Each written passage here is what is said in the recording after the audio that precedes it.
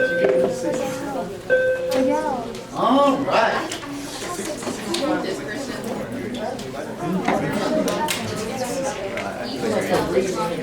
Okay, guys, get ready for quiz 10.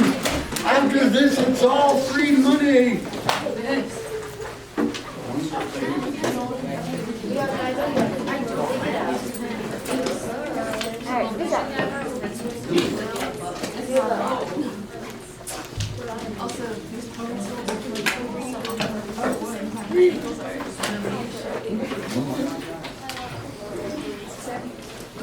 There you go. Here you go, ma'am.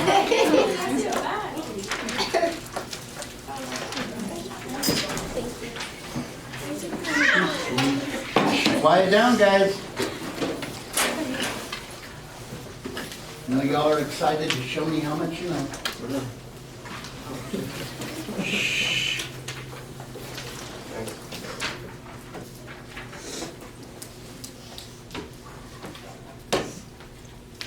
Oh, and for your information, 3A, egalitarian, means everybody's equal.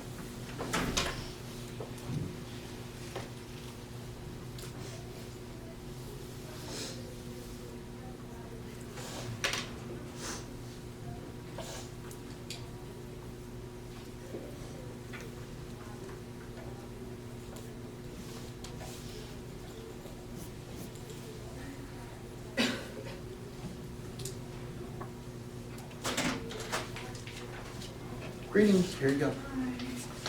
Hey, hey.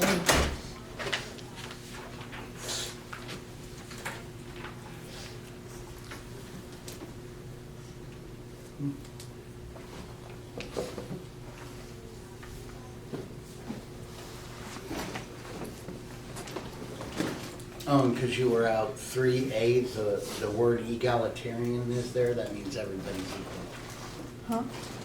On your quiz, question 3, letter A, egalitarian, that means everybody's equal. Okay. You probably knew that, but I want to make sure.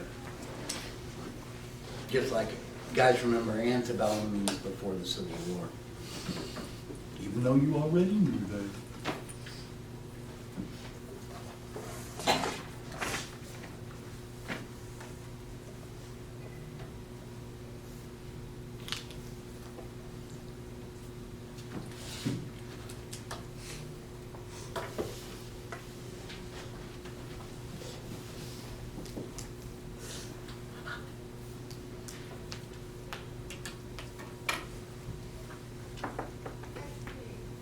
Two minutes.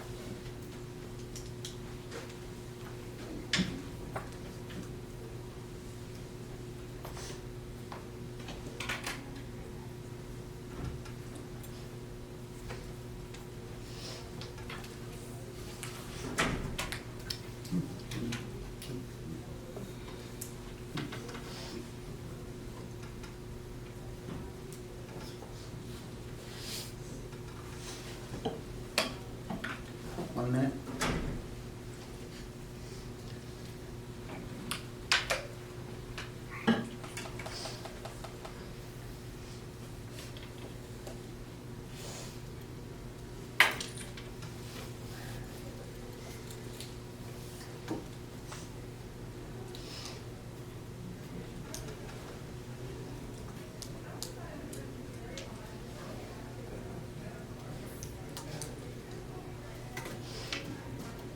Thirty seconds.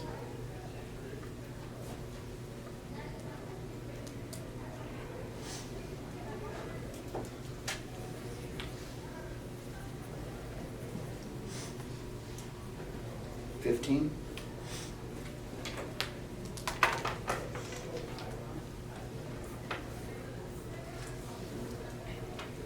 5, 4, 3, 2, 1. Pass them in.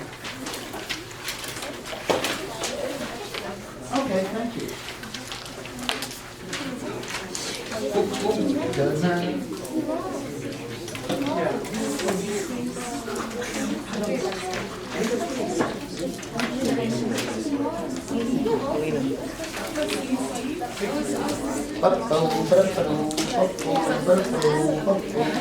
They all look like sorry, but I didn't want them all to be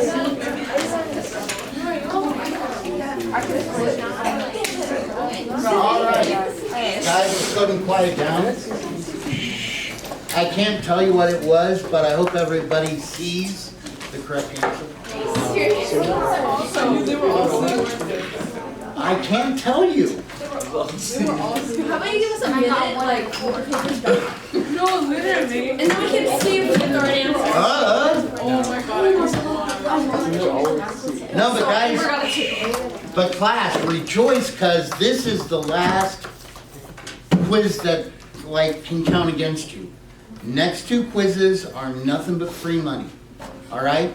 And I know we're gonna have a quiz the week you get back from Thanksgiving, and you'll probably have a quiz final right before you get your final. But of course, because it is finals week, I can't force you to take the quiz, but it's not gonna count against you if you get a 0 on it. And if you decide to just throw some letters out there and get them right, that's free points for you to get. Which is important because the very last grade we have outstanding is what? The final. Because guys, that's the only big thing out there now that can hurt. Yeah, if you have a question? Yeah, can I Sure. Okay, first things first, we got the blood drive going on today and tomorrow up at the school. Also, I'll go move this there. We have a guitar ensemble going on today, as well as our short film series, Shattered Glass. If you want to go see Shattered Glass, just use the link on that fine arts page to get to it. And finally, while you're on your holiday break, you might want to go ahead and participate in the student writing contest, where you can write a creative nonfiction or a memoir about someone in your family or yourself. And what, like, for yourself, like I said, talk about your life during COVID and how that kind of, or your family's life during COVID and how that kind of stymied things. Okay. Now, this is where we ended last time, right? We got all the way through the politics? Okay. Reactions to changing conditions.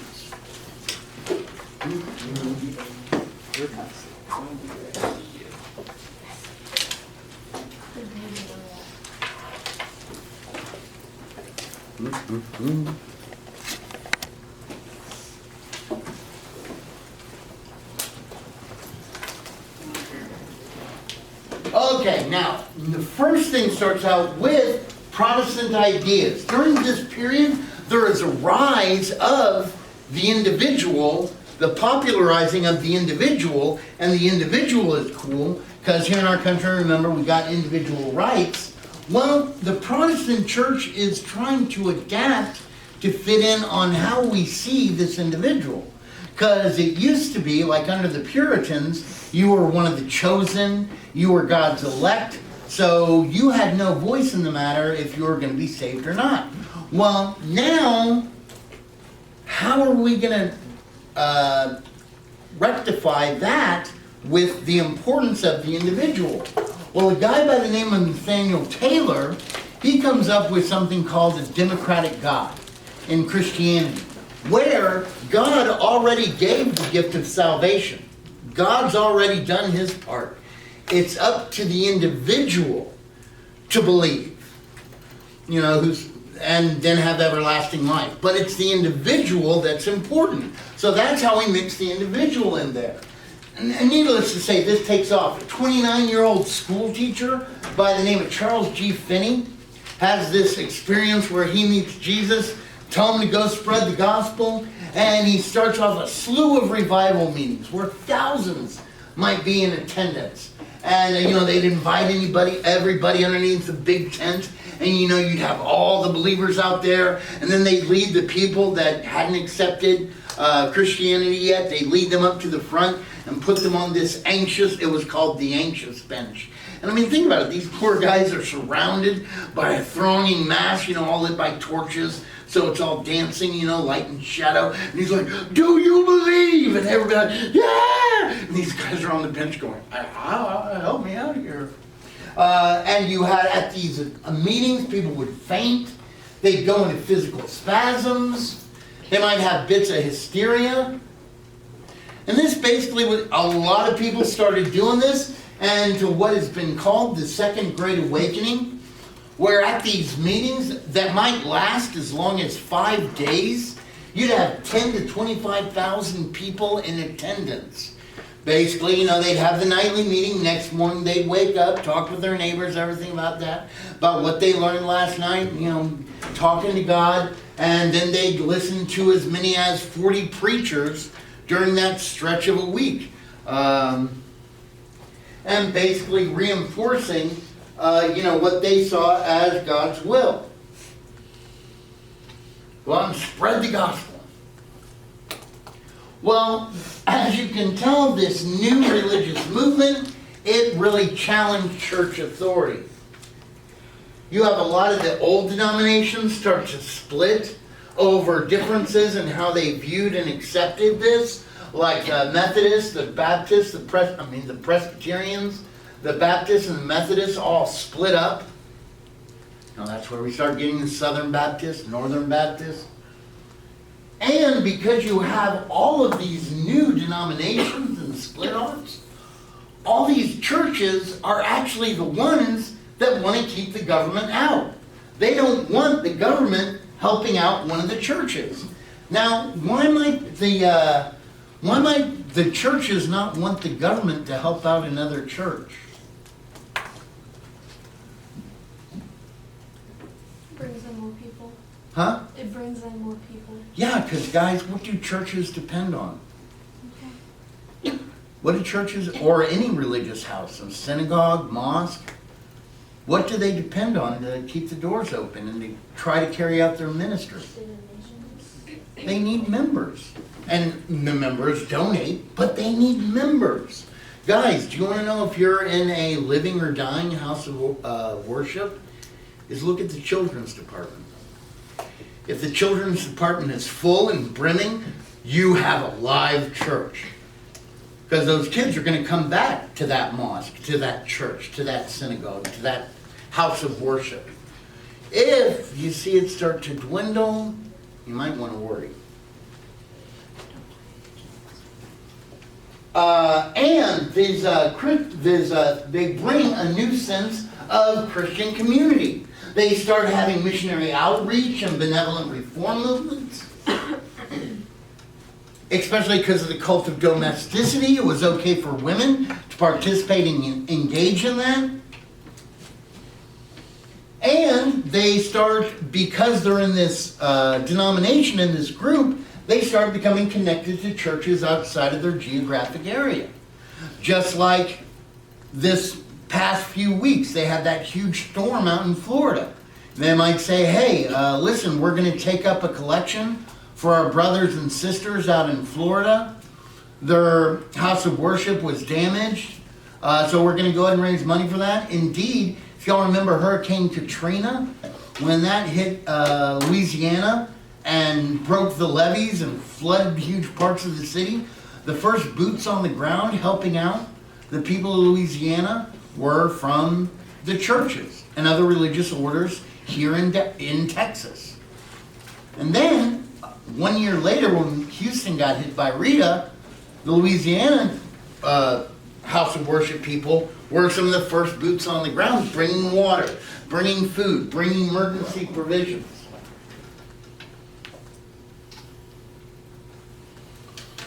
Well, some guy said, you know what, we don't need all this pie in the sky stuff. We're dealing with real problems, and you start to have free and slave labor protests. Now, the first free labor protest was actually started in 1806 by skilled journeymen who were shoemakers, so they were paid more, and their boss brought in unskilled labor to do some of the jobs that used to be reserved for them, like putting the laces into shoes. And of course, that unskilled labor got paid less to do that. Now, if you're a cobbler, why are you going to protest and go on strike because the boss brought in a cheaper guy to tie the shoes for you? Well, let's say I have 6 skilled cobblers right there. Your dads were cobblers, your grandfathers were cobblers. You used to get a lot of, your family got a lot of respect in the town. Well, now they bring in some kid to put laces in the shoes. Y'all used to do that. And now that he's doing jobs that used to be reserved for you guys, he's not going to need as many of you guys. So one of you guys might lose your job.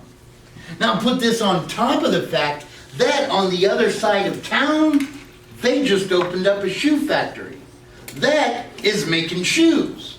Their shoes only cost $20, you know, they're making Nikes. Their shoes cost $40 a pop. Your shoes, they cost $60. Mine are kind of like, guys, how many of y'all know about Doc Martens? What are they? They were like working shoes. They make like working shoes or boots, okay? And do you have any pairs? No. But would you like to have a pair? They're kind of nice. I mean, they're real uncomfortable and hard to break in, but guys, once you break, there's only 2 things that are going to survive a nuclear war: cockroaches and Doc Marten boots, okay? But they're all handmade. But because they're so handmade and well-made, they cost a lot of money. Expect to throw down $240, and that's on the cheap side. But guess what? You're going to have that shoe the rest of your life. Okay, seriously, that's how well constructed they're made. But most people say, why the heck should I pay that when I can just go buy a pair of Adidas for $40? A lot cheaper. $39.99 actually. Well, those Adidas are going to last you 8 months, maybe a year, maybe. Doc Martens are going to be forever. Anyway, so they go on strike, and the New York court rules against them. They say, guys, you don't have the right to do that. The strike totally fails. In response to this, basically, skilled workers learn that there's strength in numbers, so you start to have craft unions form. Like house carpenters, shoemakers, hand loom weavers, painters, comb makers. Then in 1834, all these separate trade unions get together and form the National Traders Union, which is the first union that has many crafts underneath it, that represents many crafts underneath it.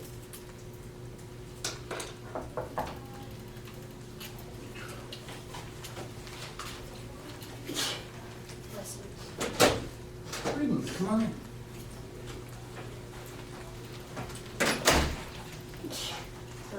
Bless you. Ready for the next slide? Y'all ready? Then, excuse me, in the case of Commonwealth v. Hunt, the Massachusetts Supreme Court finally recognized the legality of unions and strikes. So guys, finally, with this decision, unions they can have. It's okay for craft workers to do that. It's okay for them to go on strike if they have a disagreement with management. Now it should don't be fooled at all. And guys, we'll watch a little bit about this on Friday, but you did have labor protests that were violent. You'd have people die. I'm not just talking 1 or 2, I'm talking 20 to 30, the highest 40. And usually there were ethnic riots that revealed tensions. Now, what might these ethnic riots be about?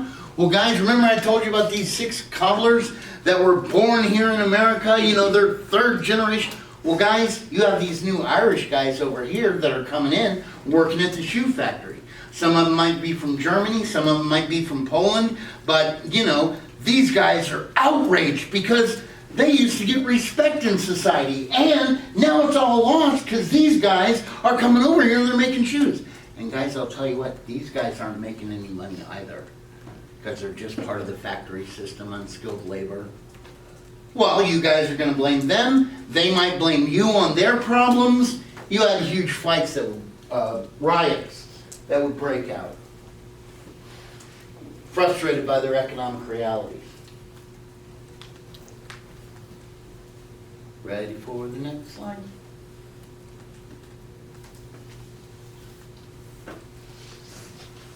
Now, of course, you have slaves. Guys, slaves, most of them are restricted to passive resistance. You know, they're totally powerless. Basically, they might do things slower. They might act like they don't understand. They might get the wrong tool. All in an attempt to frustrate those that are basically in power over them. Now, of course, the most terrifying example of slave resistance, however, was open arm revolt. And cases of this took place, like especially underneath Nat Turner in 1831 in Virginia. Nat Turner was a skilled worker who knew how to make paper, gunpowder, pottery. Guys, this is a slave that knows how to make gunpowder because they thought it was okay. You know, he was also a preacher. And anyway, he thought that basically slavery was wrong and he needed to start an uprising. And one day, they're by the river, and he's preaching. He basically leads his slaves into open rebellion. And armed only with axes and scythes, they start going around and marching on nearby plantations, killing plantation owners, and freeing the slaves. But, guys, it was totally unorganized. They knew they were angry, they knew they were frustrated, they knew they were fighting for liberation, but they didn't know how they were going to do it and how to get out of it. So by that afternoon, they're surrounded by a white militia, and Nat Turner and 26 of his followers are executed. And as you can guess, after this, even more restrictions were placed on both slaves as well as free blacks, freedmen that lived in the South. Like now, you start to have papers if you're going from one plantation to the other, and they'd have night patrols that would enforce all this stuff. You had where 3 or more, a meeting of 3 or more slaves was forbidden. If there was a church service, it had to be overseen by a white person. Limitations on slaves owning guns, etc. Because remember, the more you restrict the freedom of somebody else, the more your own freedom is restricted. Now, the middle class and moral reform. You start to have all these voluntary societies rise up, which basically is an outlet for the new upper and middle classes here in America. Because remember, what's the whole thing for the rich, the wealthy, and middle class women? What was the whole thing that they were bound to? Kind of like it was a cult? The cult of domesticity. And according to the cult of domesticity, what can women do? Take care of kids, or use their purifying talents to what? Improve a chaotic world.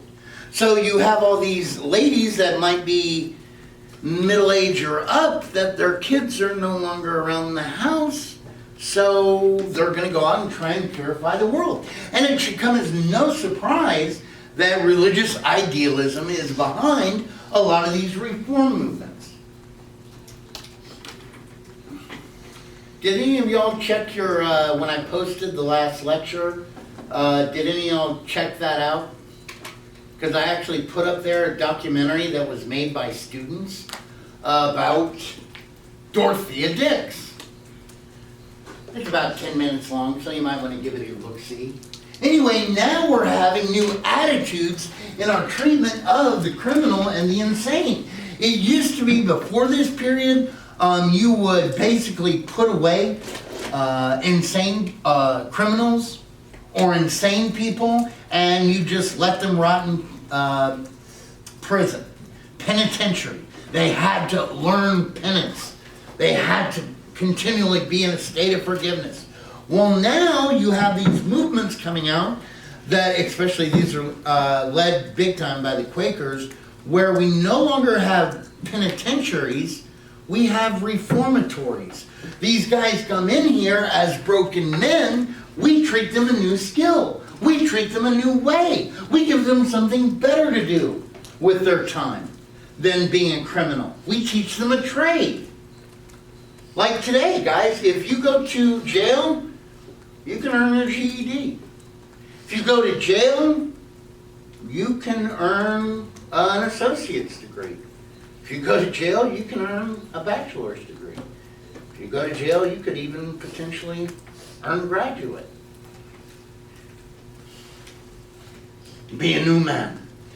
With Dorothea Dix, she went into like where the prison where the criminals were kept, and then she said, take me to where the insane are kept. And basically, like that documentary shows you, that she came across one woman that was, and it was cold outside, she was freezing cold, she had very few clothes on, she was begging, she was totally in the dark, she was begging for, hey, light a fire so we can warm up. And, Dorothea Dix was like, hey, light a fire for her. And the guard was like, oh no, they'll just burn themselves if we do. They'll just catch, that's the only reason why they want a fire, so they can burn things up. So anyway, she brought to light abuses like that and other things, trying to get more humane treatment for the insane. You also had Bible societies that rose up.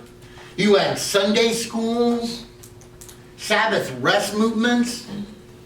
Sabbath rest movements is where you were supposed to keep everything closed on Sunday, because that was, according to Christians, that's God's day. They're not supposed to do work on that day. And as you know, if you've traveled around anywhere in Texas where it's a small town, a lot of those towns basically roll up their sidewalks on Sundays. Ain't nothing open.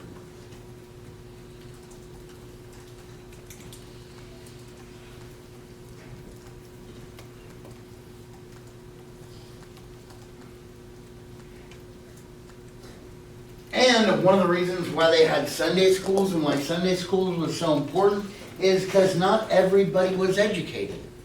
So Sunday schools, actually, they did try to teach like kids to read and stuff like that. And guys, why might it be important for kids to read? Or why might it be important for Muslims to like learn Arabic? Huh? Yeah, so they can read the Bible, they can read the Quran. Okay? So they know God's words. And also, it should come as no surprise, as a lot of this is being led by middle class people, they pretty much impose middle class standards on what's going down. Yeah. Sure. Next is educational reform.